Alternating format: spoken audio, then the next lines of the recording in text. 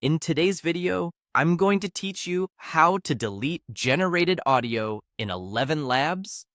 If you've been experimenting with voices and your workspace is filling up with old clips, this walkthrough will show you exactly how to remove those generated files from your Elevenlabs account, starting right from your browser and ending with a clean history. First, open your preferred web browser and head to Google.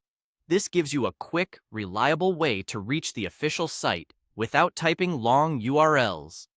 In the search bar, type Elevenlabs and press enter.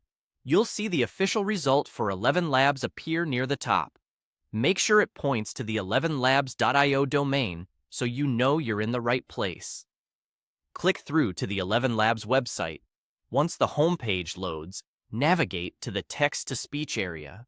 This is the section where you generate and manage spoken audio from your text prompts. If you're prompted to sign in, go ahead and log into the account where your clips were created so your history is available. Inside text-to-speech, look for the history option. History is where Elevenlabs keeps a record of your generated audio clips, including past tests and finalized snippets. Click History to open that list. This view helps you review what you've made, play items back, and decide what you no longer need. Next, choose Manage History. This switches the page into a management mode, so you can take actions on your files. You'll notice that items become selectable. This mode is designed to help you quickly clean up without hunting through separate menus. Now, select the audio you want to delete.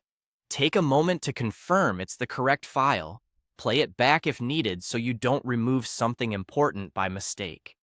If your history is long, use the visible titles, timestamps, and any descriptions to identify the right clip before proceeding. When you're sure, click the trash icon. A confirmation may appear asking if you want to permanently delete the selected audio. Confirm the deletion to proceed. Keep in mind that once a file is deleted, you typically can't restore it, so double-check before you finalize. Give the page a second to update, and you'll see that the item is gone from your history. That's it. You went from opening Google to removing a generated audio file directly within Elevenlabs. Use this same process whenever you want to tidy up tests. Keep only your best takes, and maintain a streamlined workspace. Thanks for watching, and happy creating!